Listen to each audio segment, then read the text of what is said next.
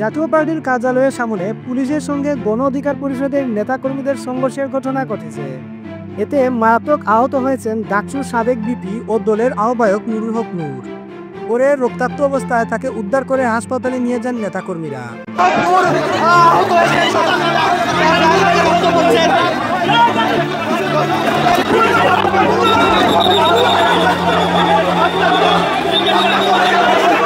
শুক্রবার 29 আগস্ট রাত 8:15টার দিকে দ্বিতীয় দফায় জাপা কার্যালয়ের সামনে জড়ো হন গণ অধিকার পরিষদের নেতারা। তখন এ ঘটনা ঘটে। এর আগে সন্ধ্যায় জাপা কার্যালয়ের সামনে এক দফা সংঘর্ষ হয়।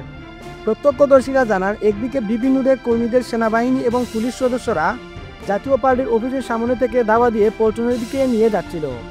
অন্যদিকে জাতীয় পার্টি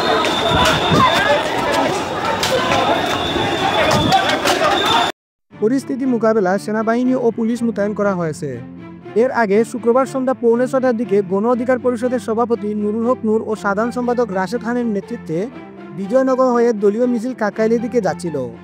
এ সময় জাতীয় পার্টির কয়েকজন নেতাকর্মী দলীয় কার্যালয়ের সামনে অবস্থান করলে দুপক্ষের মধ্যে উত্তেজনা সৃষ্টি হয়। পরে উভয় পক্ষের মধ্যে দাওয়া পাল্টা দেওয়া ও ইটপাটকেল নিক্ষেপের ঘটনা ঘটে।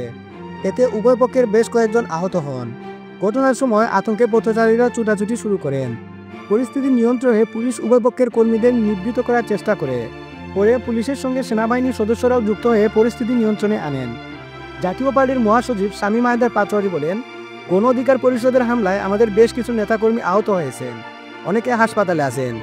ঘটনার নিন্দা জানিয়েছেন জাতীয় নাগরিক পার্টি এনসিপি নেতা সাজিদ আলম ও হান্নান মাসুদ। শুক্রবার 29 আগস্ট রাতে সামাজিক যোগাযোগ মাধ্যম ফেসবুকে এক পোস্টে তারা এই নিন্দা জানান।